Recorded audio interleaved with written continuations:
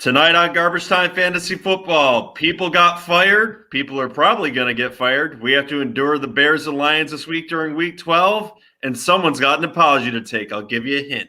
It's me. Guys, I think it's time for Garbage Time.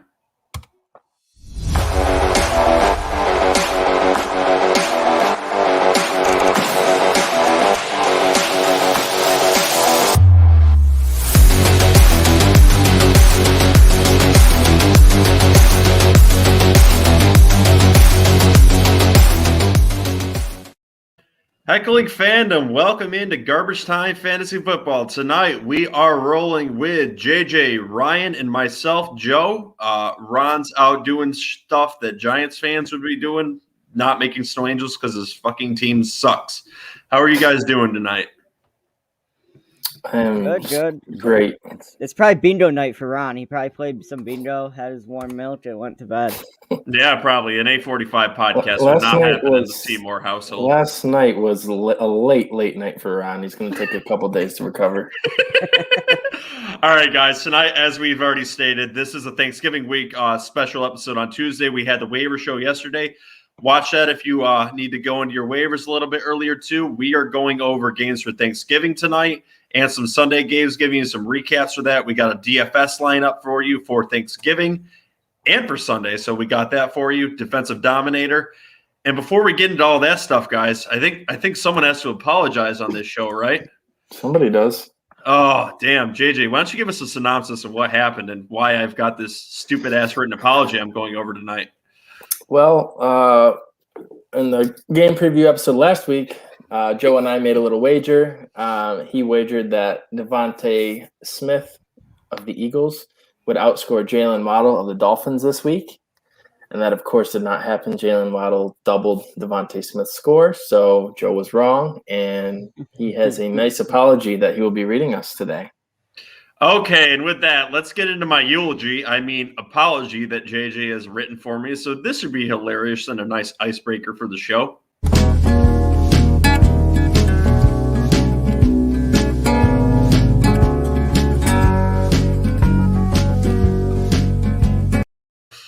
Nice little festive apologies. So here's my written note through the words of JJ. Dear Heckling fandom, well, here I sit a loser on the week. I have known not to put faith in my Jets' future defense, as it was an absolute lock. They were going to give up 20 points to Jalen Waddle. That's a given. I also should know better than to go against the DFS juggernaut and king himself, JJ. Do you guys remember when I told JJ that Aaron Jones was going to have a better season than Jonathan Taylor? Yeah, that's funny. I screwed that up. I think I have been spending too much time around Ron. That's a damn given. Who consistently spews freezing cold takes, and at this point, I think it's better to say that the Heckling fandom's angriest fan, Christian, has better football takes than I do. Sure feels like it lately. I vow going forward that I will listen to Fantasy Football King JJ, and I will accept any bet I make with him going forward. I'm going to make is inevitably going to be a loss to myself. Making a bet with JJ is like Ryan trying to step into the octagon with Francis Ngannou. It's just not going to go well and have a chance. With all that being said, I look forward to a great episode tonight, and absolutely most importantly, fire Matt Nagy.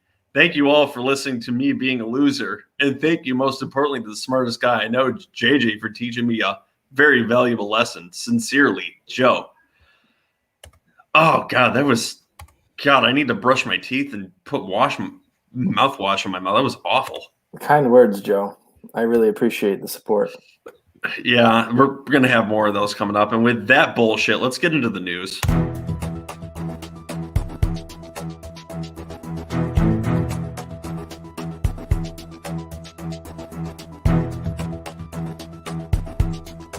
News updates. All right, right off the bat of the podcast, we had already mentioned someone was fired today. That was Jason Garrett. Guys, what is this going to do to the Giants' offense going forward? I would say make it better, but I don't think it'll get any better. It could. So Freddie Kitchens is a new OC, and he was an absolute dumpster fire as a head coach. But if you remember, he got that head coaching job because he did a good job as Baker Mayfield's offensive coordinator. He kind of unlocked Nick Chubb. So I kind of like the outlook for Saquon Barkley the second half of the season with Kitchens as the guy calling plays. But I don't know. Obviously, we got to see it first. Got an okay matchup against Philly this week. What I think can be had. It's an okay one. Yeah. They give up the most opposing points to fantasy quarterbacks, so it might be a good matchup for at least the quarterback this week. And guys, if you have any questions for the heckling fandom, you are a part of the heckling fandom. Put them right in the comments below. You can find us here on YouTube where you're watching us right now, Spotify, Google, Apple, TuneIn, iHeartRadio, anywhere you listen to podcasts. Subscribe to this episode, like it. Go back and listen to our other ones. I think you'll like what you hear. I mean, you heard me giving some bullshit apology, and I think we'll have some other ones down the lines too on sporadic episodes. So, like the show for us and leave your questions in the comments. If you have any trade questions, any pickups for this week, we'd be more than happy to answer them for you. JJ, go into that story that happened about Matt Nagy today. There was a report out today that he may get fired after the Lions game. Yeah, so there was a report this morning that came out. It was on NBC Chicago. It came from, it was verified, notable sources that were tweeting it and posting a report that regardless win or loss after Thursday's game versus Detroit, Matt Nagy will be fired. So in his press conference, Matt Nagy denied this. However, it was very strange that today Chris Tabor, who was the special teams coordinator and was the coach when Matt Nagy was out with COVID, actually addressed the media before Matt Nagy did. So that was very sketchy. He said he knew nothing about the report. Nagy denied the report, but the source that this came from says he's sticking with his story and believes this is true. So very interesting. Usually where there's smoke, there's fire, and usually they got that source somewhere up top like ownership. So that'll be interesting, and we'll talk about that more when we get into that game breakdown, which will be a very short one because that's a pretty shitty game to talk about for fantasy football. It's a great game, Joe. No, it's Thanksgiving, so we're going to talk about it. Don't sleep on it. We will. And some more news, too. Adrian Peterson got cut today. What's that mean for that shitty committee with the Titans back there? Anything? Nothing? No? Okay, moving on. Yeah, I think shitty committee is a great term, and I completely agree with that. I think they're probably going to try and bring him back on the practice squad. Mm-hmm. But, I don't have any interest in McNichols, Hilliard, or Foreman, so it's just a mess over there. I think Joe accurately what did you call? I think you compared it to the Bills' backfield, which was two shitty committees. Yes. Who's got the worst shitty committee? The Titans or the Bills? Titans, I think. I agree with that too. Anyone you're interested in either of those shitty committees going forward? I mean, if you have to start a Bills running back because your guys are hurt or bye weeks, but at all costs, I'm trying to avoid that. So, all right, fair. Also, in some other news, which might be more detrimental to the wide receiving core, depending on what comes out later, Mike White and Joe Flacco came down with COVID today. And I think that's something you're going to have to watch for the quarterback room, too, because they declared Zach Wilson's going to be starting this weekend. But if two of them have COVID, there's chances that other quarterbacks are near them, too. So that's something I'm going to monitor going into this week, too, especially considering Elijah Moore's breakout and a lot of people wanting to start him this week. So it'll be interesting to see who's going to be the starting quarterback for this week. At this moment, it's still Zach Wilson, and there's no reports of him coming up with COVID or testing for COVID. But I'm definitely going to monitor that. So what's your guys' thoughts on that for this week? Ryan, you want to go first? Or?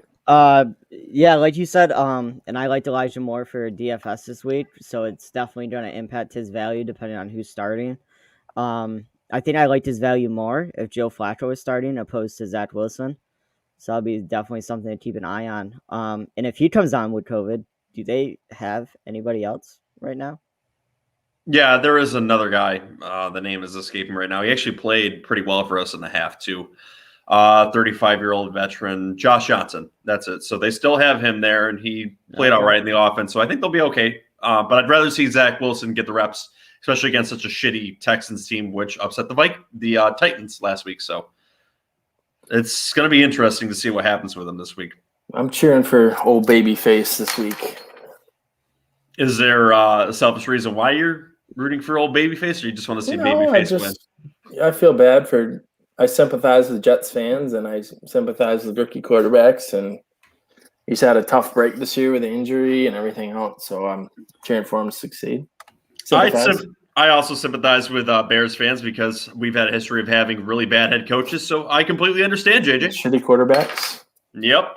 The one off to my right wouldn't understand any of that because he's had a Hall of Fame coach and had a Hall of Fame quarterback for 20 years. So just he can't commemorate with us. You guys just hang on to the crap coaches way too long. Like when fans at other sporting events that aren't even football are chanting for you to fire your head coach, that's a problem. And at your head coach's kid's high school football game, that's a real big problem. Yeah, I'd say. That should be telling you something. That means the owner just lives under a rock and has no idea. Yeah. Guys, also in some surprising news, it sounds like CeeDee Lamb is actually trending towards playing this Thursday, which was surprising considering he was in concussion protocol. What's this going to mean for the other receivers in this Cowboys core? And are they still valuable? It definitely hurts Wilson. I think Gallup's still pretty valuable, but Wilson's value takes a big hit if he's able to play. I think it does too, but I think he's still worth the pickup because being the third receiver in this offense, I think is still valuable. And again, they're going up against a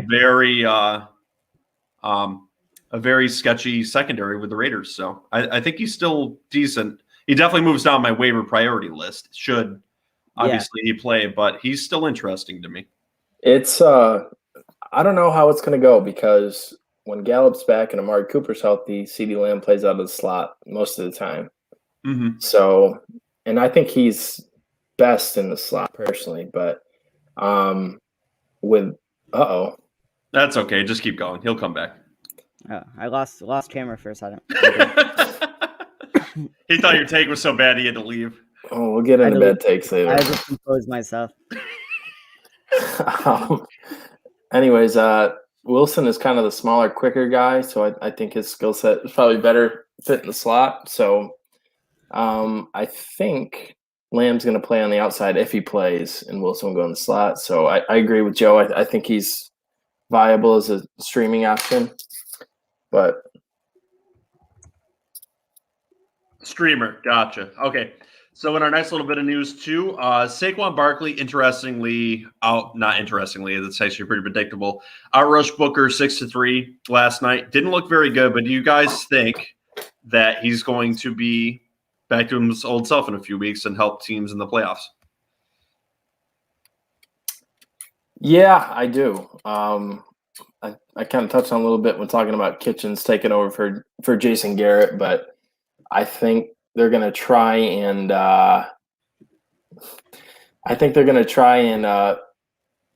incorporate the offense more through him. That's kind of what Kitchens is. He did well, like I said before, with Nick Chubb and the Browns. The offense ran through him. They've got the play action going, so I see certain fans just blocked from the comments.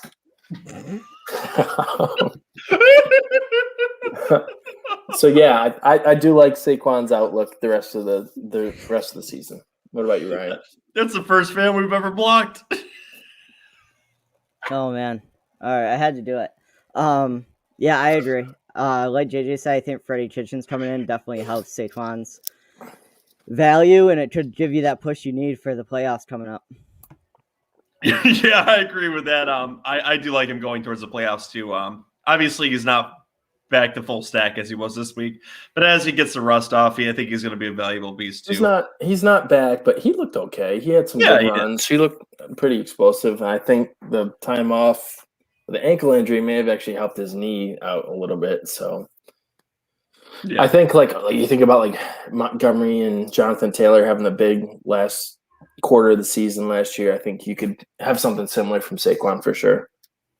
Okay, and some news that's more prudent to Dynasty right now too. Jameis Winston underwent ACL surgery, but the surgery did not include an MCL repair, which I think is good potentially for his long-term outlook. But interestingly enough, as we discussed yesterday, a certain tight end who plays quarterback signed a big contract this week, and there is some smoke coming out of camps that he could potentially take that job.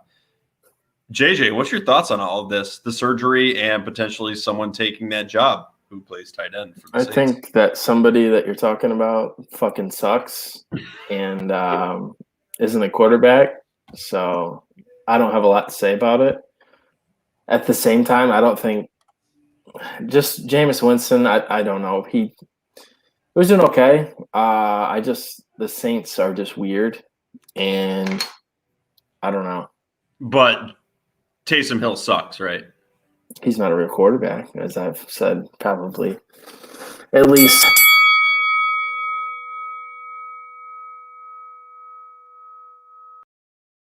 Sorry, I just had to give you the drama bell because I was getting you worked up there. Yeah. I just anybody that watches football knows he's not a QB. So yeah, he's a fun player. I'll give it to him. He's a gadget guy. He plays a lot of heart, but he sucks for fantasy, and he's not a real quarterback. So that's nice. And then our last little bit of news, just to keep you rolling and keep you pissed off. I'm going to bring up a Packers player. David Bakhtiari recently underwent arthroscopic knee surgery. Isn't expected to play this week and didn't practice, but he is expected to be back at any point. Will he help this Packers offense from a fantasy standpoint when he is back? I don't know. He's technically an all-pro left tackle, but he gets away with holding every other play. So yeah, he helps. Yeah, I don't know. I think he tried to come back too soon from his ACL tear, and that's why he's having these issues. So we'll see. But when he's in, the Packers seem to play better. So yeah. All right, boys. You have any other news that you'd like to bring up? It looks like Antonio Brown is making progress. Thank fucking God. Could probably start this week. Another one, not really fantasy relevant, but just kind of interesting. Golden Tate was signed to the Titans practice squad after they cut Adrian Peterson. Yep, so that happened. But I think Antonio Brown, a lot of fantasy managers, myself included, are really hoping he gets into play. And still no word on Calvin Ridley, which I'm truly starting to think he's done for the season, which bums me out. Super shitty. Yeah, that's not good. Nope. Get better quick, please. All right, and with that, boys, would you like to do the DFS lineups next, or would you like to get into the picks of the week? I'm open. Either or. You're open to either? Yes. Yep. Ball is in your court. Oh, lightning.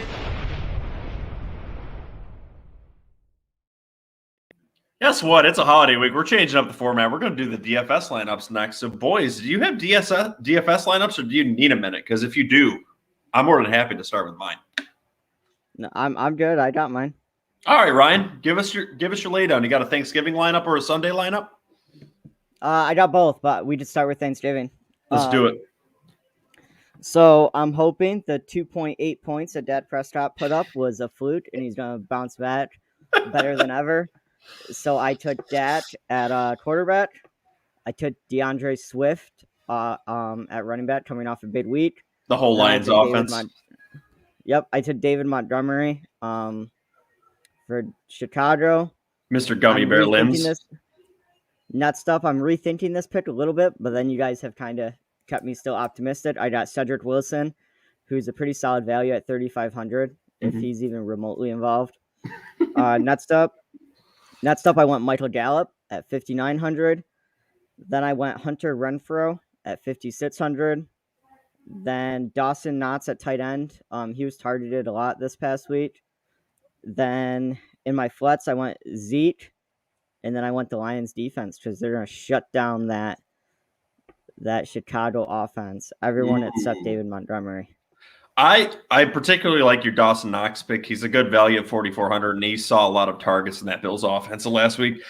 I think he's a pretty good pick. JJ, would you like to go with your lineup? Yeah, this is very in flux. I have a lot at stake for my Thanksgiving lineup, so I've changed it like 6 times today. You're doing a satellite pick with this one, right? I am doing a Fantasy Football World Championship qualifier satellite, yes. So, A lot riding on this one. Yeah, so my Thanksgiving lineup, I have Josh Allen. I think his ownership's actually going to be down, even though he's a top fantasy quarterback, because the Bills haven't played great, but the Saints just kind of got eaten up a little bit the past couple weeks. I think they're vulnerable. I think Allen is due for a bounce back game, so I went with Josh Allen. At running backs, I went David Montgomery, who historically has destroyed the Lions, and I think the Bears are going to try and lean on him in this one. Also, I went with the opposing running back versus Montgomery. I went with DeAndre Swift, who has really come on lately since Dan Campbell has taken over play calling. The offense has run through him. So Bears have sucked lately. They're really banged up. I think he can have a day. Yep. At receiver, Stephon Diggs. I stacked him with Josh Allen. Everyone remembers what Stephon Diggs in New Orleans with the Minneapolis Miracle. He ripped the hearts out of everyone in New Orleans. So I'm hoping he does it again Thursday. At receiver, I got pretty cheap here. I went with Marquise Goodwin. This is still had over 100 yards last week. Yeah, he stepped in as the number 2 in the offense with Allen Robinson out, so he was in running a lot of routes, and obviously he's a deep threat, and Detroit's corners are definitely beatable. So I'm hoping he catches another long one, especially at that price. And then I also have Cedric Wilson in here, but I did build this before the report came out that Lamb may play, so I am considering changing that. Tight end, Juwan Johnson. Adam Troutman obviously is out for a significant period of time, so Simeon has proven that he trusts the tight end position. Johnson's a big guy that can go up and get the ball, and obviously I'm putting faith in the Bills guys, so I think that the Saints will have to throw a little bit. Yep. And at flex, I put Zeke. Just trying to get different. I went with the 3 big running backs this week. And I went with the Bears defense for some reason. I'm sure I will change it, but we'll see. The Bears do own Jared Goff, and if it's not Goff, it's Tim Boyle. So it's Tim Boyle. Even though he did make the thumbnail over Mac Jones this week. He did. Unacceptable. Like, that's just hurtful. Hey, you calm down in that comment section, and we're putting you right back in timeout. Yeah, particularly what I like about your lineup, JJ, is targeting the Bills players this week. I, too, was going to go off that notion that they have a good history playing against that team. But to win this Thanksgiving lineup, and what I did with mine is I went a little bit outside the box, because if you don't have any parity, you're going to have the same lineups as everyone else, and you're not going to win shit. So I followed a little bit of what your notion did. I started off with Josh Allen at 7,800. Think he's a good pick. Think he's going to be undervalued for this week. Expensive, but still a decent value there. I went with the pick that everybody's going to go with this week, DeAndre Swift at 7,300. He's that whole Lions offense. There's nothing else there. Running back, a decent value here too. I just hope they utilize him right this week. Josh Jacobs at 5,900. That is a big if they utilize him right. But like I said, I went for the value here. Next, I went for Darnell Mooney at 5,700, hoping he's going to get open. I saw what Andy Dalton did to him last week, and I think that was a good combo going into this week. Next, I went with Hunter Renfrow. I'm hoping for that Raiders offense to perform a little bit better. He's a PPR monster. They may be playing from behind in that game, so I'm looking for him to get a lot of targets. Next, I'm going with the value that we all picked on because it's a decent value. It's in a Cowboys offense. I went with Cedric Wilson at 3,500. At tight end, I went with the pick that I mentioned with Ryan that I like, Dawson Knox this week at 4,400. At flex, I went with someone who recently had a 100-yard game too, another PPR monster for the Raiders, Darren Waller, who was a 6,400-yard value. I think that'll differentiate my team from other teams a little bit more this week too.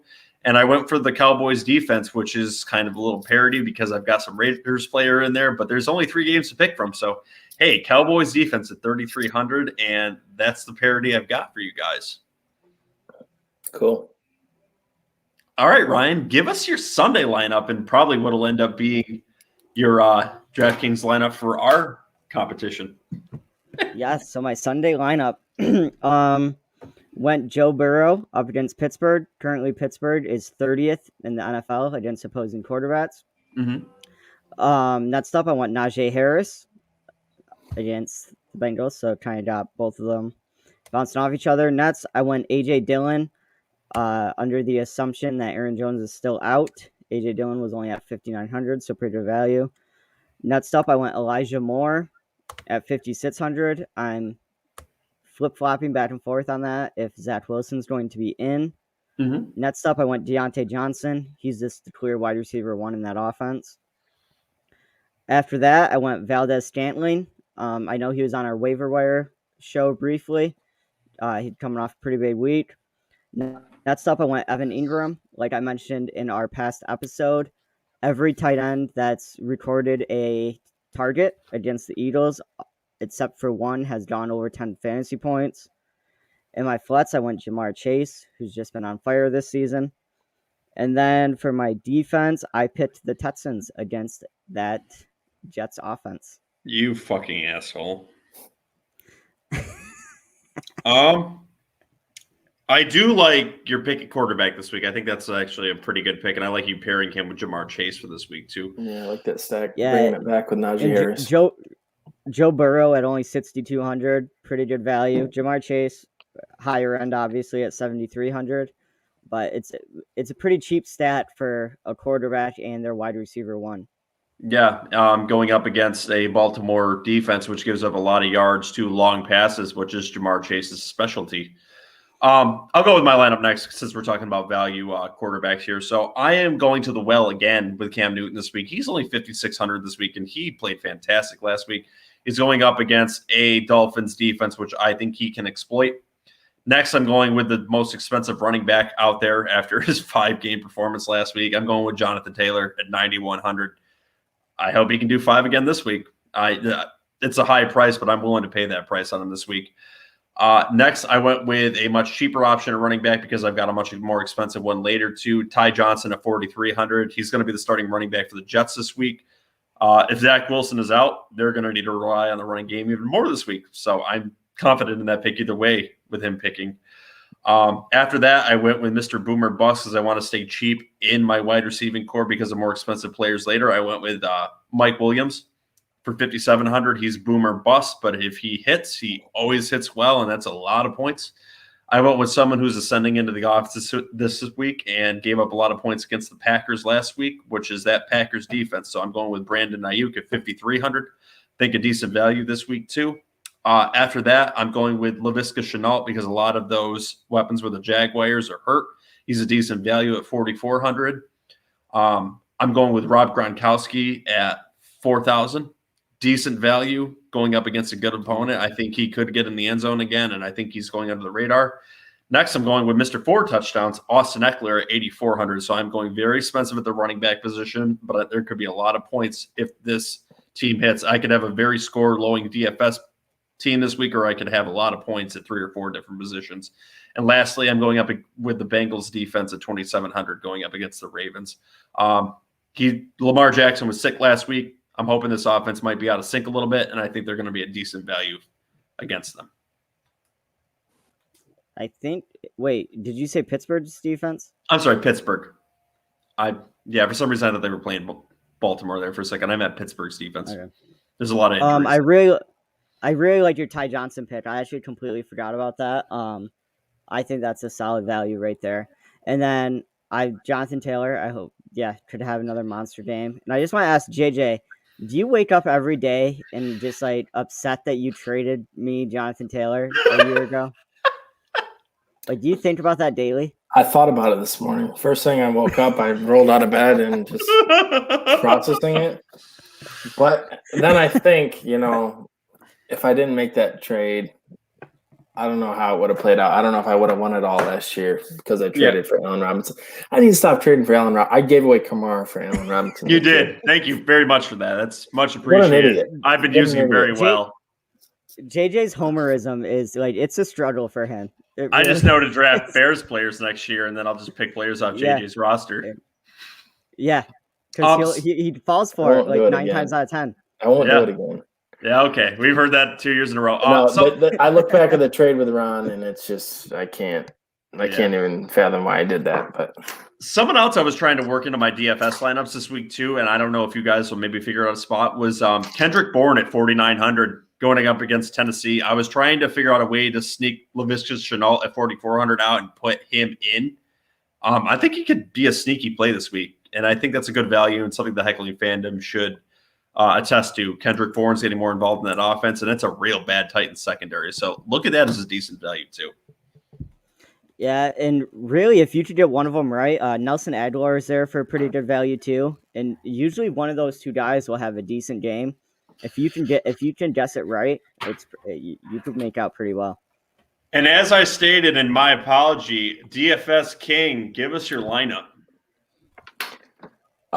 Yeah. So again, this lineup's going to change like 4 times before Sunday, but we'll get into it. Quarterback, I got Jimmy Garoppolo. In a matchup with the Vikings, I think that'll be very competitive where he'll need to throw the whole game. Vikings have been very susceptible in the past. Running back, I went with the other expensive guy, Christian McCaffrey. Some pickup right where he left off last week with a monster amount of catches. I think he'll actually get an end zone a couple of times in this one versus Miami. So my second running back spot, James Robinson, facing Atlanta, who got steamrolled by the Patriots. Both their running backs, I think they're very susceptible to the run. Given they're 29th against opposing running backs. So, and then my receivers, I have Van Jefferson.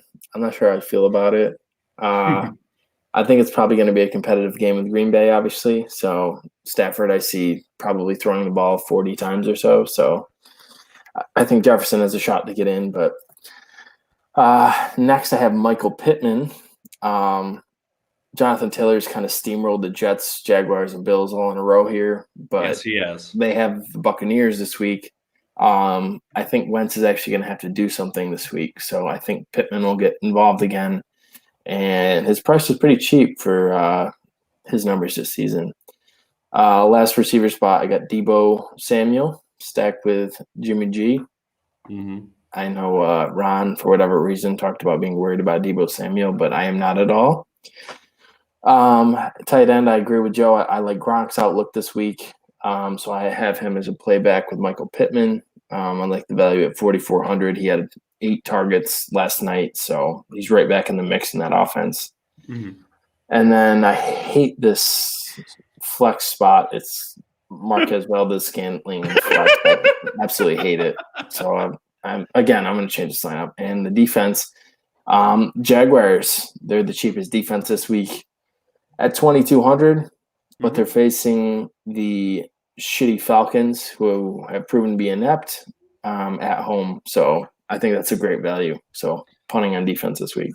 My favorite pick that you had in that lineup was Pittman. I was considering him for my lineup too. The Bucs are going to get out, I think, early in that game.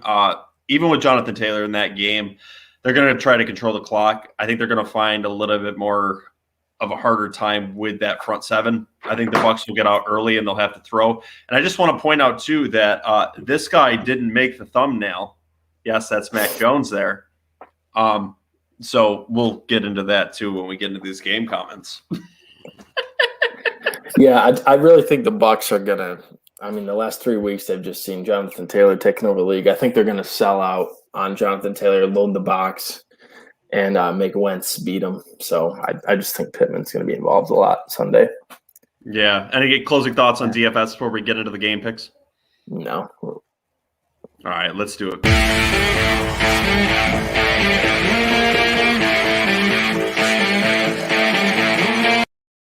All right, let the arena begin. Let's talk about the Lions and Bears. What's going to happen, boys?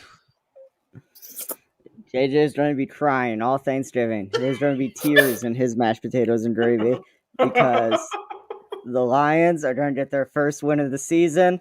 JJ, I hope you eat before 12:30 because you're not going to have an appetite after that game. And and the Lions are going to the Lions are going to get their first win. You know, maybe wait on dessert so you can stress eat a little bit. But all right. Here we go. Let me. Are you saying DeAndre Swift's going to be raising the MVP turkey? Yep, DeAndre Swift's gonna go for 236 yards and beat the Bears. They're only gonna let Goff throw 3 passes so that he can't throw any interceptions, and they're gonna beat the Bears. Even if he starts. A couple things. Let me get started here. I'm choosing to believe the report that this is Matt Nagy's last game.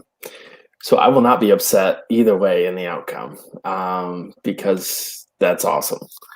Second, as we saw at the beginning of the episode, we had an apology due to a bet that was made. I would like to challenge Ryan to a bet that not only will the Bears beat the Lions on Thanksgiving, also Andy Dalton will score more fantasy points this week than Mac Jones.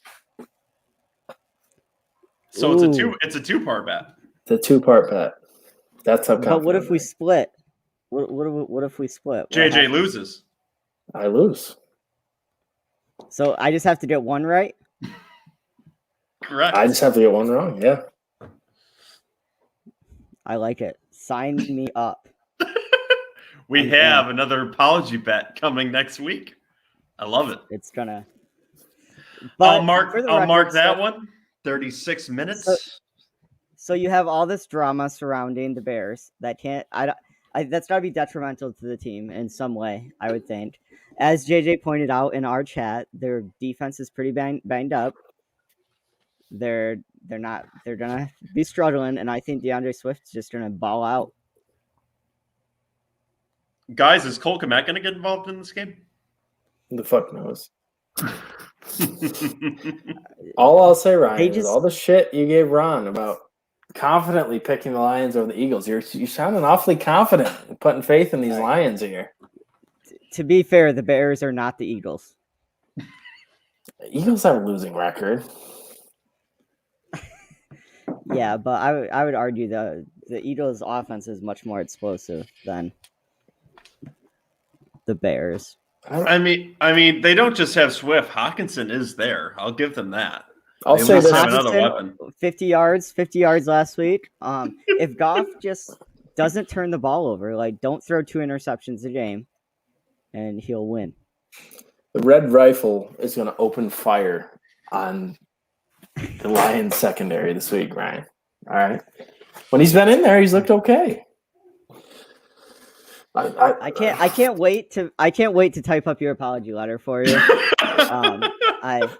I have to read it, it's gonna be good. But I almost feel bad that it's gonna put a damper on your Thanksgiving, but no. Just being right is gonna feel so good that it's gonna outweigh all of that. All right, Ryan, what's Khalif Raymond gonna do in this game if you're so confident Detroit's gonna win? So you got anything for fantasy owners this week? It's just going to be all DeAndre Swift. I'm telling you, the key to them winning is let Goff touch the ball as little as possible. Regardless, for this being the early game, this is like getting an appetizer on Thanksgiving and it just being like a fucking smelly ass boot. Like you were expecting something before and you just got a fucking boot on the table. This is the cranberry sauce at the Thanksgiving table. No one wants it, but someone always brings it and we don't know why. Just like the Lions always play, and we don't know why. But I think it's going to be another big game for Hawkinson. And Kevin's on your side, JJ. Lions are not the favorites to win. Kevin is the odds master, too. If you know the odds, feel free to throw them up. I'm curious what the official odds are. Well, Kevin, he may be on his side, but you're a math man. You'll like this. There's a 2-part bet to this. He's also got to outscore Mac Jones in points. And if not, JJ is going to be reading an apology and not Ryan. So why don't you give us some math on that, on what's the chances JJ is going to be reading the apology as opposed to Ryan? I'd like to hear what you have to say. And this isn't Joe math, so just give us a straight up answer. So I like that. Any other thoughts on this game, boys? Actually something that's fantasy relevant, or is this just a shit fest all around that we're going to have to endure? I'm very happy I have this bet because if I didn't, it would be very hard to stay awake during this game, probably. Wow, 60-40. All right. I'm fighting against the odds. I'm not worried. Yeah. I mean, Dalton only put up 16 points last week. Matt Jones. Yeah, but can he do that. didn't. He only played pretty much the second half. Yeah, it's No. Yeah. Yeah. Whatever. It's a fluke. So by Let's go Joe math, Detroit. if he's doing 16 points a half, that's 32 points a game. I'm in trouble. Damn it! Where's our local Detroit fan when you need him? I would love to get his opinion on this. Where the hell is he? It must be too late for him. He must go to bed early like Ron. All right, and with that, and getting these fuming, hateful remarks out of the way, would you guys like to talk about the Bills and Saints next? Sure. So, all right, I'll just straight up ask it. Is Josh Allen in for a letdown this week against this Saints defense?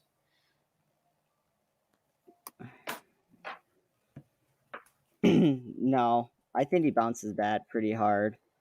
I just want to look at something really quick. Yeah, so I pose this question because he obviously had a disappointing week this week, and he's had strange weeks this year where he has scored very well for fantasy, and he's still an upper echelon quarterback, but he just feels like he's not there right now. And that kind of goes along with Stefan Diggs, too, who has also had weird weeks. He's had a few very good weeks and just ones where he's just off. So I was wondering on a Thursday night game if this could potentially be another letdown for them, because Thursday night dynamics have just been very strange for them lately. And I'm starting him in DFS, but I'm not overly confident in him. I think he's okay. It has been off. I think the Bills not being able to run the ball just has negatively impacted them. But they're due for a bounce back. The last time Josh Allen played on Thanksgiving, he played against the Cowboys, and he had a huge game. So New Orleans is kind of a tough place to play, and Dennis Allen is not a joke as a defensive coordinator. So I think it's a competitive game, and it's close, but I think Allen scores a good amount of points. I'm going to block this bastard here in a second. What's How Seymour Sees It? Sounds like a shitty show. Yeah. It's like it got replaced or something. I think Josh Allen bounces back pretty good. The Colts couldn't the Bills couldn't stop the Colts run game. The Colts had 35 minutes of possession in that game. So really Josh Allen didn't get the ball a ton either. So I think it's gonna be a good game. And wow, the Saints are favorites. 69-31. I do not know. I would put money on the Bills on that one if that's the case. Holy shit.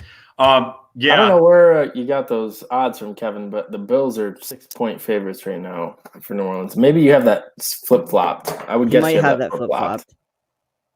Yep, yeah, he has a flip flop. Yeah, that sounds right.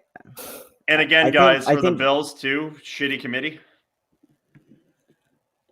Yes, the shitty committee. I think Josh Allen, Stephon Diggs, and Dawson Knox should all have big games, though. I do agree with that too. I just got this strange feeling. Like I said, there's nothing statistically to back that up. It's just it being a Thursday night game. I don't know if these are going to be the most effective games of the week. That Cowboys Raiders one, I think, is very fantasy viable this week, but this one just doesn't overly excite me too. And I don't know if any of these Saints players really do. Outside of the running base either. I mean, we have Traquan Smith, Marquez Callaway, Deontay Harris. Do you guys like any of them? Callaway's okay, but I don't know if Trey White's going to follow him. Like, is he that high profile where he's going to follow him around? I don't know. And Traquan Smith's in on usually about 90% of snaps right now too. So that's kind of interesting. But like I said, none of these options really excite me.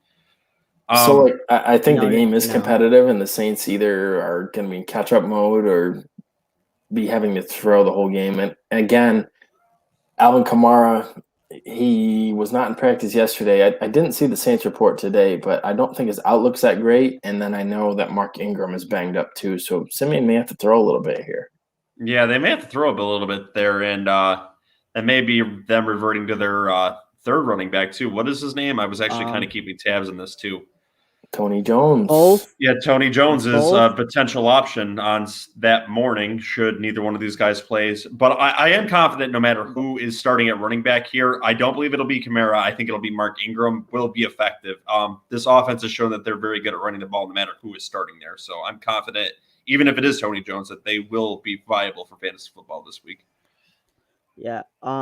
Both Ingram and Kamara missed practice today.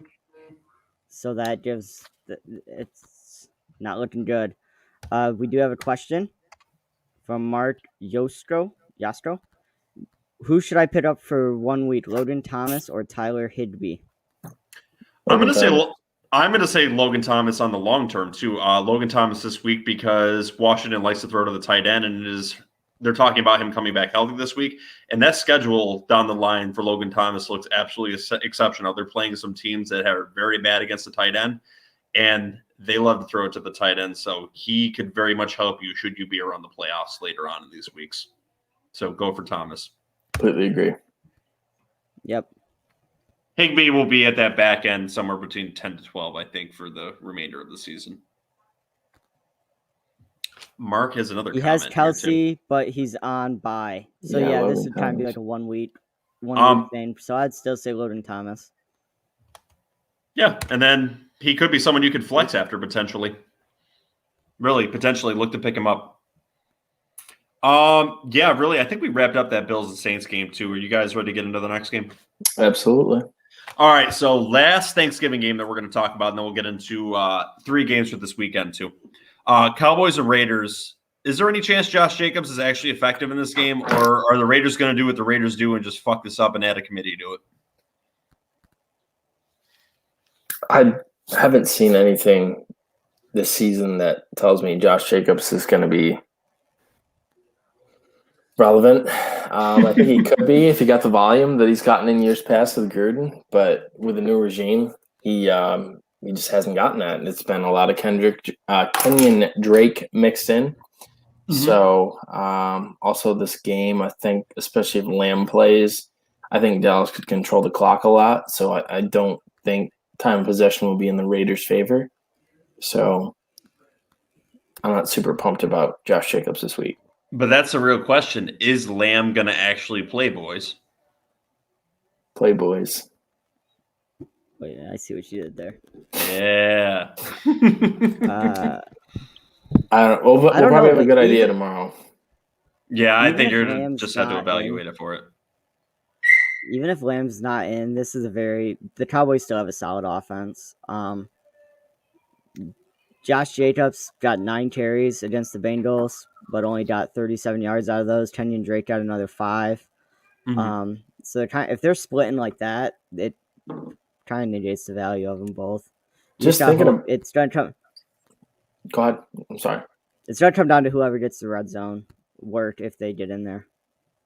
You don't have to apologize, JJ. We'll leave the apologizing for next week.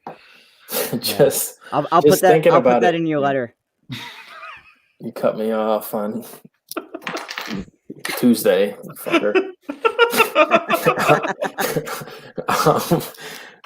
No, just thinking about it. If Lamb doesn't play, I think Zeke was limited yesterday and today, but it sounds like he's going to play Thursday. So, especially if Lamb doesn't play, I think the Cowboys could really try and pound them. I know you guys love this term, but pound the ball. Almost as good as Playboy. With Zeke and Pollard. So, yeah. That's an interesting thing, too. For Pollard, do you think he's worth a flex at all just because of how all the weird work he seems to get with the rushing and passing games? It kind of seems it's hit or miss, but do you think he's worth a flex in tough situations? He absolutely is. He's a style of running back that is similar to an Austin Ekeler, not nearly as talented. But the Raiders have the kind of defense where they funnel everything towards the middle of the field anyway. So Pollard kind of gets that kind of work, and he would be effective in the passing game anyway. So I think he is very viable as a flex this week. I don't mind it.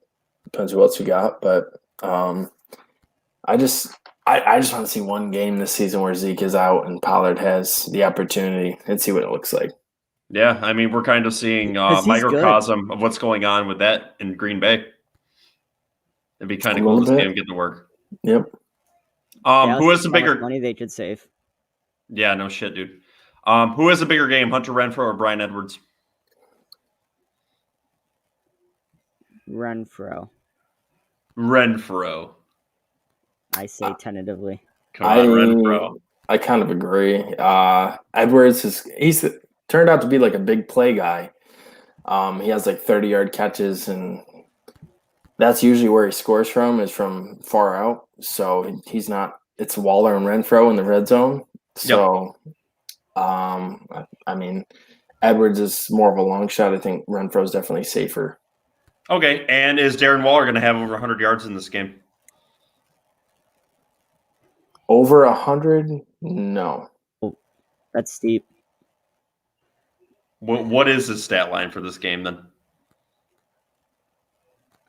I would say like, I don't know, 60 or 70. 6 receptions for 72 yards and a touchdown. I would take that. I'd be happy with that, even in DFS.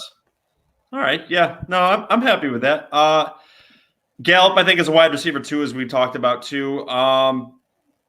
I don't know how Wilson's going to play. That depends on CeeDee Lamb. I don't mind him as a cheap flex option, but you're going to want to evaluate him. The tight end position for the Cowboys, viable in this game too, I'm assuming, because this Raiders defense is a little shaky. Especially against the tight end. I think Schultz is very viable in this one, and I would have no problem starting him in fantasy this week. I think we can all agree that this game probably has the most fantasy viability out of the 3 games that are going on Thanksgiving, I think. Yeah, and Schultz has kind of been in a plateau. Finally got back into double digits since the bye week. Mm-hmm. So he's finally gotten back more involved. So I could see him having a pretty strong game for sure. He dropped a touchdown too. So with Cooper out, I mean, he's definitely one of Dak's top guys. Yeah. All right. With that, let's move into our 3 Sunday games, and we'll move through this pretty quick, because I know, you guys have milk and cookies too before you go to bed. All right. Bucks and Colts. Is Jonathan or are you just drink and go to bed? That's more a young man's game, right, Ron? Jonathan Taylor, is he going to absolutely dominate in this game again, or is this going to be a different game plan this week? I don't know. I don't like. Everyone was down on Jonathan Taylor. His ownership in DFS was way down because he's facing the Bills, and he just didn't care and took over the week. So, I think he could keep up his 100-yard streak again. I completely agree with that. Go ahead, Ryan. He's since week 4, he's only gone under 20 points one time. Yeah, and that was 18. I mean, he's even the game he went under 20 yards, he still rushed for over 100. So, I mean, you're not going to get 53 fantasy points again. That's a one-time thing, but I still think he's going to be a strong player, absolutely. I would hedge my bets on that. I would not be shocked if he does it at least one more time this season. Probably championship week when I'm playing against him or some shit. You want to do a bet? I'll bet you that Jonathan Taylor doesn't go over 50 points again. I'll take that. I'm not that fucking stupid. I ain't taking that bet. Joe's learned about betting against Jonathan Taylor, or making bets involving Jonathan Taylor. Yeah, I'm not hedging that bet. All right, so if that is a narrative and the Colts are trying to control time of possession and run it with Jonathan Taylor, is Tom Brady going to survive that kind of an onslaught and be that top 6 or 7 QB on the week again? I think so. Yeah. The Colts secondary isn't very scary. So Godwin just annihilated the Giants. Gronk's back. Mm-hmm. If Antonio Brown is back, all right. That leaves a real question then. You're right, Antonio Brown being back too. If they're throwing it around the yard, are they going to be able to establish a running game with Leonard Fournette, or is he going to be here for a down week this week? Is he more of a low-end wide receiver too this week? I mean, it's a pretty tough front 7 he's going up against, I think. Is Fournette going to be a low-end RB too? Yes. Okay. Yeah, I mean, if you have him, you're starting him, obviously. It was frustrating last night to see Ronald Jones get the goal line carry. But yeah, that's shitty. I mean, the Colts can be run on. Elijah Mitchell got to him a couple of weeks ago. So It's what do you think, it's Brian? worth noting too that Fournette got 6 targets up against the Giants, got another 9 up against Washington, so he's getting some of the passing work as well. So I think he's still viable as an RB2 for sure. He gave up 180 rush yards to the Jaguars before playing the Bills. So that does include Jamal Agnew's long run, but still, It does. They're still able to get to him. Yeah, and with all these weapons coming back, Gronk, potentially Antonio Brown this week, is this nosedive season for Godwin if both of these guys are back? I don't think so. Okay. Still good. That offense can sustain all those guys, I feel like. Mm-hmm. And as JJ said earlier, too, I believe Pittman could have a very effective game. But the question here is, regardless of that, I think one wide receiver will be good, and it will be Pittman because he's established himself as the wide receiver 1. Can Wentz look very effective for fantasy football against this leaky secondary?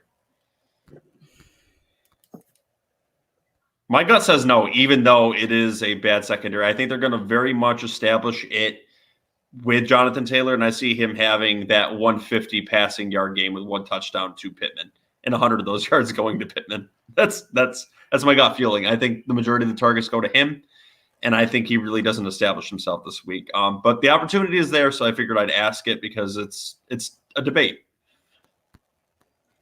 I don't know. Wentz burned me week 10, and I'm not over it yet. So I'm going to say no. I agree, Joe. When building my DFS lineup, I was down by Garoppolo, and it was pretty much deciding between Wentz and Garoppolo in that price range. And I went with Jimmy G. Mm-hmm. I agree that the Bucs have a pretty decent front, and they can get to the passer when they come out hungry. So I don't think Wentz has a monster game. He may have to play in garbage time versus the Bucs, but I'm not that sold on him. So I agree with you. All right, and that's good. Do you guys have any other thoughts on this game? And if not, we'll move on to the Chargers and Broncos. I think we covered it. Ryan? Yeah, I think we're good. No, I'm good. All right, so I'll give the narrative to this game and how I think it's going to roll out, and you guys tell me if you agree or disagree. I think in this game, I think Jerry Jeudy could actually establish himself in a game that's a very high-scoring affair. I think the Chargers are going to come in here rolling. I think Denver's going to be playing from behind in this. Not to say that these running backs may not establish themselves early. I think there's a lot of room for Javonte Williams to get work in this game. But the question is here, is there anyone outside of Jerry Jeudy for Denver should the Chargers get rolling this week that's going to be effective for it? Is it going to be potentially a Tim Patrick or Cortland Sutton kind of week? Noah I'm still in Fant? on Cortland Sutton. I'm still. I think Sutton can still have his good games. I don't think it's going to be as good as what we saw when Jeudy was out. Jeudy did get 9 targets up against Philly, but I think Sutton will still be viable, and Fant's definitely still a viable option. He's missed a couple weeks. I think he missed at least 1 game with COVID. Then they had the bye week. I think he only missed 1 game, but he's definitely still a viable option as well. I don't know. I don't.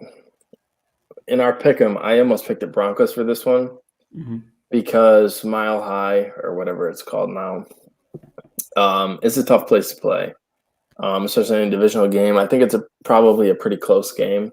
Yep. Broncos have been playing okay lately. I mean, I think both Denver running backs, if you have them, you're probably going to play them. You can run on the Chargers for sure. They pretty much the way their defense is built, they pretty much dare you to run on them. So it's the same way the Raiders play their defense. They funnel right to the middle. You can definitely run on them. Yeah, so it's there. Just again, I've talked about this several times this season, but it sucks that Melvin Ingram didn't get traded or didn't end up serving that suspension at least yet. So Javonte Williams has been hindered by him. But I think both guys are going to have their typical 50-50 split. And one of them is probably going to score a touchdown. And Javonte Williams will probably catch 3 passes or so. So I don't mind the Denver running backs in this one. This is not a shitty committee. It's goody committee. That was bad. Either way, as far as the Denver pass catchers, like typically the way their games go, one guy has a good game, one guy is fantasy viable, has like 5 for 60, and then one guy is a complete dud. And by those guys, I mean Judy, Patrick, Sutton, or Fant. So yeah. So up against the Eagles, they didn't do too bad.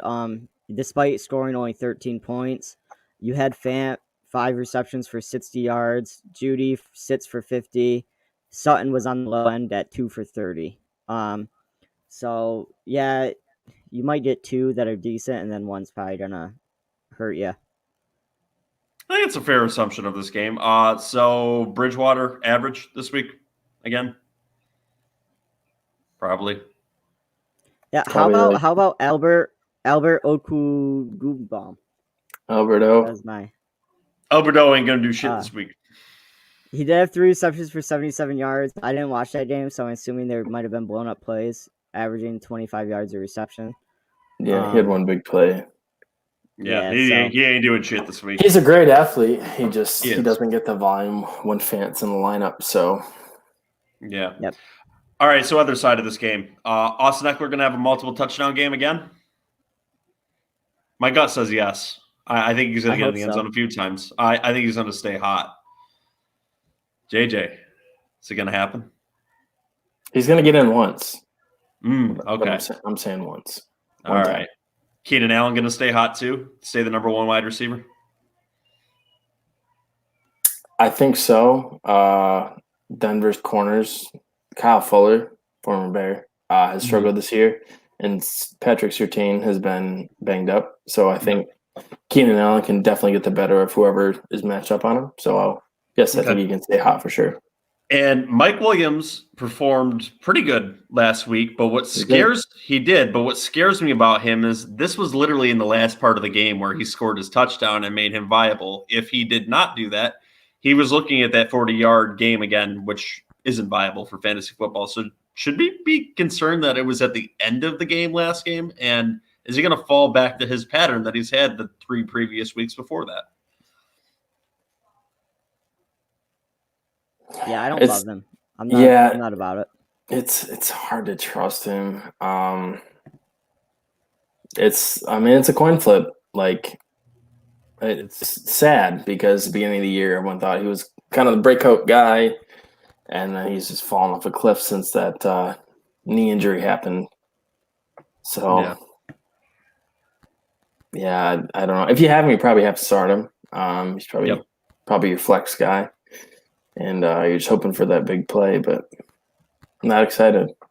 Interesting. And any tight ends for the Chargers, or are we just skating right over that? We're skating right over that. It's a shitty committee. Shitty committee back there. All right, so the last game we'll talk about. Yeah, no, not a goody. Shitty committee.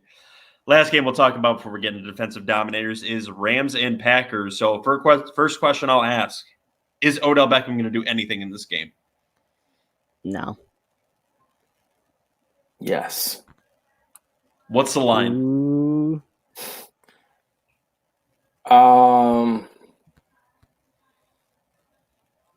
5 for 91 yards and a touchdown. Interesting. So you actually think he's going to he's going to actually be implemented well into this offense this week? He's going to be like the wide receiver 2? Here's my bold prediction, and this isn't coming with an apology back because I've already done mine this week, and I don't need to do one next week. I think Van Jefferson actually gets that line, the 91 for a touchdown, over Odell Beckham, and I think he's going to establish himself as the wide receiver 2 in this offense, and Odell can go fuck himself. Wow. Yes. People are just refusing to accept that Odell's not good anymore. I'm just. Ever since that boat, he shouldn't have gotten on the boat. Yep, it's because all about. It's because Ron owns the Odell Beckham hat that he still has, so it's a curse. He probably owns the boat too. That's when you know your team's bad, when you have to hold on to something from a player that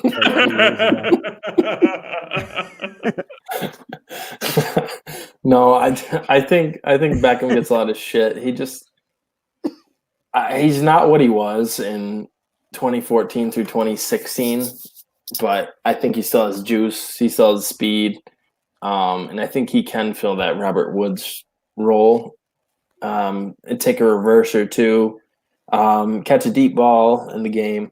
We saw Justin Jefferson just terrorize Stokes from the Packers last week. Yeah. So I think that Beckham can get the best of him too. So I think he probably has a big play in this one. I think it's a very competitive game, and Rams will have to throw the whole time. It's worth noting that in that game, Stafford did look to him like immediately. Granted, it turned into an interception, but maybe, and Baker's probably watching like, see? He's like, see, he can't do shit. That piece of shit. I told you. It's like that meme with DiCaprio sitting on the couch. Yeah. Like, see? Yeah. So it wasn't just Baker. Yeah. Also, is any chance Jalen Ramsey shuts down Devontae Adams in this game? I mean, he's been dominant this year, and he is, the defensive MVP back there, and he seems to play whatever role they need him to. Is he had the ability to do that? I don't know. I know Adams kind of got the best of him the last time they faced off, and this year Ramsey has not been shadowing as much. So I'm not that worried about Devontae Adams, especially in a game that I think is either going to be competitive or the Packers may have to catch up a little bit. So do you think this is the kind of game plan where they just let him get his and they don't really cover him that much outside of one player? I mean, I think they're going to try and cover him, but Adams is a great player. So yeah, I'm looking up the stat line that they had in the playoffs. So Adams had, I guess he didn't have as good a game as I thought. He got a touchdown on him, didn't he? Yeah, he had 9 receptions, but for only 66 yards. But he did score the touchdown. So he had, 21.6 fantasy points in PPR. So that's excellent game. I think that's definitely – I think you can definitely replicate that. Next question I'll ask you guys. Who's going to have the better fantasy rushing week? Is it going to be Henderson or A.J. Dillon? And this is all purpose too, so you can include the passing work. Henderson. A.J. Dillon. I think Dillon too. What's your thoughts on that, JJ? You're wrong, but it's fine. I just think you can run on the Rams. I know their defensive front is pretty ferocious, but a lot of times they over pursue. And I think they can be had. And I think that the Packers on the floor with the line banged up and Rodgers even banged up with his toe injury that he called worse than turf toe, which is tough to play through. I mean, I think they're going to try and rely on Dillon again, and he'll probably have 20-plus carries. I don't think the Rams get Henderson 20 carries because if they give him 20 carries, he'll get hurt because he always does. So, and then Sony Michel would be the number one waiver priority next week if that happens. Right. So is Stafford going to bounce back this week too? Have a decent week? I mean, Aaron Rodgers is going to do Aaron Rodgers things, I think, and he's obviously viable this week. But is Stafford going to return to that nice top 7 form this week? I'll let Ryan go first. What was the question? I zoned out for a minute there. Is Stafford is Stafford going to return to top 7 QB form this week?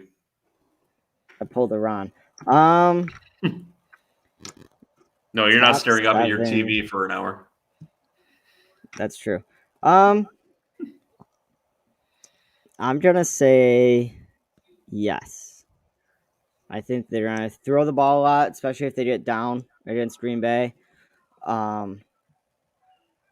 And if Odell gets going like JJ thinks, then you'd have Kupp and Odell there.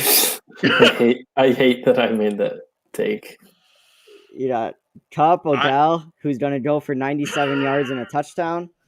So, I mean, if you got Odell doing that, then absolutely. I'm going to say no. I'm going to say that he's going to hyper target Odell, and you're going to get the Cleveland effect where he's going to have a shitty game. I say no. I think the Packers are going to actually win this game. I think Stafford getting on track. I think McVay is a great coach and coming out of a bye week. I'm sure he watched the Vikings dismantle their secondary. Mm-hmm. So I'm sure he has all kinds of ideas for this week. So I think Stafford's definitely, would you say top 7? I think he can definitely hit that. I am petitioning. Go ahead. Mine's a that joke. team coming I'll out of a bye week after. is scary. Like that's gonna be solid. I'm going to petition the Bears right now after they fire Matt Nagy next week. And the heartbroken Bears fans are going into the offseason that they're going to need to do something to change the attitude around there. After Odell has a shitty season with the Rams, I think they need to go up to them and be like, hey, listen, we'll take them off your hands. That's a lot of jerseys we can sell. I think Odell would look great on the other side of Mooney next year. What do you think, Ryan? I mean, it would be a terrible move, so it's right up the Bears' alley. I mean, I could see them going out, firing Nagy, hiring the guy that the Giants just fired. Could see him Jason Garrett. Jason Garrett. They're going to go bring Jason Garrett on board, and they're going to turn around and sign Odell. Maybe take Zeke's huge contract once Dallas realizes they don't need him. And that'd just be a very Bears thing to do. Yeah, maybe the Bears will bring back Adam Gase as their offensive coordinator next year. No, actually, you know what's funny is I saw a tweet out today that after Garrett got fired, Giants fans were actually talking about bringing Adam Gase in as their offensive coordinator. I would love nothing more than to see him back in New York coordinating the Giants offense and Daniel Jones. Nothing will ruin your offense quicker. If you thought it was bad, Seymour is he out interviewing right now? He is. That's why he's not on the show. Adam Gase would have one eye in New York and the other eye would be in California. Although it's I'm so sure you you guys will ends of the interview field. him. I'm sure he'll be getting an interview for the Bears this offseason. So, God, who knows? Not saying that it won't happen. All right, guys, you ready to get into the Defensive Dominator pick of the week? Sure.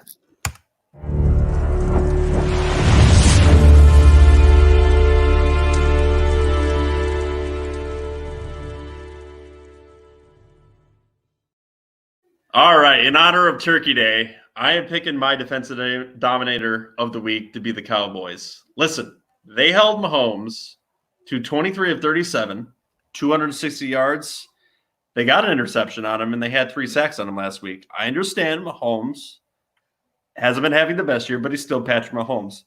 And they're playing a very leaky Raiders offense, which can't throw the ball down the field. They have no speed since Ruggs has been gone. I think this could be an opportune time for them to absolutely dominate the Raiders this week, even though I picked some of their players in DFS this week because there's only 3 games. So my Defensive Dominator pick of the week is the Cowboys. Boys, what's yours? You good, Ryan? Yeah, I can do mine. I love Dallas's pick. I know I mentioned during the waiver wire episode that I'll take Dallas's defense everywhere. I love their defense. My Defensive Dominator of the week, unsurprisingly, is going to be the New England Patriots up against the Tennessee Titans. The Texans, who I have said repeatedly that they suck, held the Titans to only 13 points, picked off Ryan Tannehill 4 times. The Titans can't operate without Derrick Henry there. The Patriots are going to take away A.J. Brown.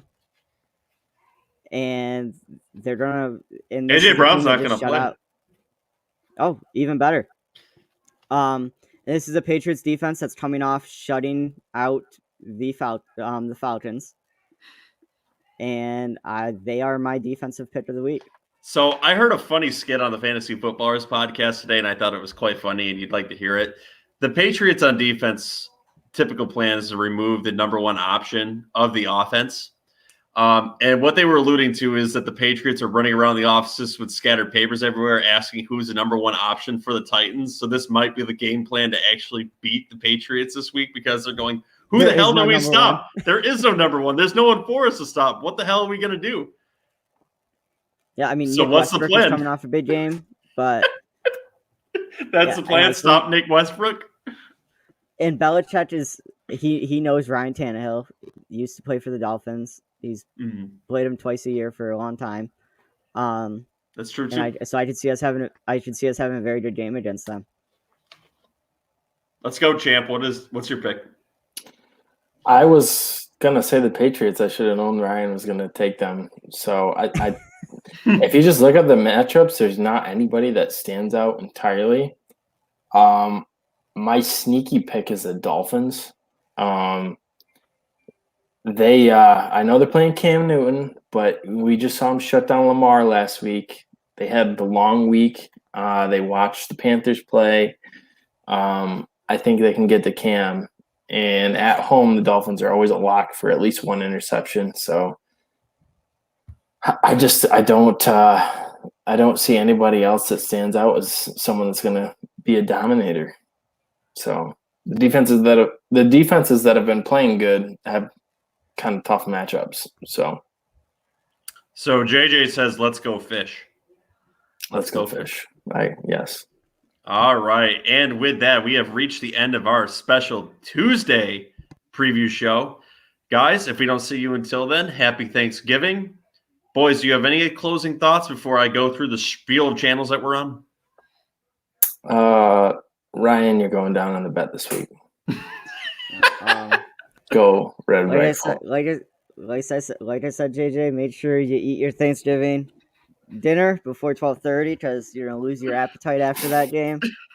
And maybe go easy on the butter on the mashed potatoes because you're gonna have to mix in some tears there.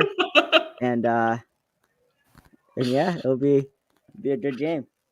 All right, guys. And if you want to listen to this bullshit we always put on for about an hour every single week for 3 days a week, you can follow us up here on YouTube if you're listening to us now, obviously. Like and subscribe to it. Join the Heckling Fandom. Leave questions. You can also leave voicemails, and we'll play them live on the show. Christian leaves many of them at www.garbagetimeff.com. You can find us on Google, Apple, iHeartRadio, TuneIn, Spotify, anywhere you listen to podcasts, even Amazon. I believe we're even on Amazon. You can listen to us anywhere you got. This bastard off to my right, too, Ryan, also has a show that he does once in a great while when Casey's not working. It's Garbage Time Presents the MMA Podcast. Give us a lowdown, Ryan. You got anything coming up in the next few weeks? That'd be nice if you actually turned on your microphone because we ain't hearing shit from you. I thought everybody could upgrade. How am I supposed to? So no UFC this weekend. We're back on the 3rd. I think it's the 3rd. We'll have Jose Aldo versus Rob Font. Rob Font coming off a pretty tough loss, so that should be a good fight.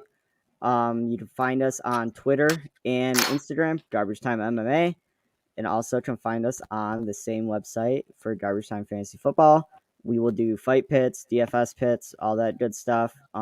Maybe give you a few underdog or prize pits options as well. Wasn't Font's last fight when he whooped Cody Garbrandt? Oh, I think you're right. I was thinking of Calvin Cater, who got destroyed by Matt Holloway. So yeah, Rob Font coming off a good big win, and Jose Aldo trying to get back on track. I'm gonna have to get on the show and show Casey what's what. Yeah, maybe you guys can get some apology bets on that show too. That would always be good. I mean, Casey's just been getting his butt kicked by me in pits every week. He's been struggling. Yeah, that'll happen sometimes. Guys, you can also find us on Instagram too, Garbage Time Fantasy Football. And enjoy your tears and your mashed potatoes this week, JJ. And with that, let's get out of here. Enjoy your Thanksgiving, guys.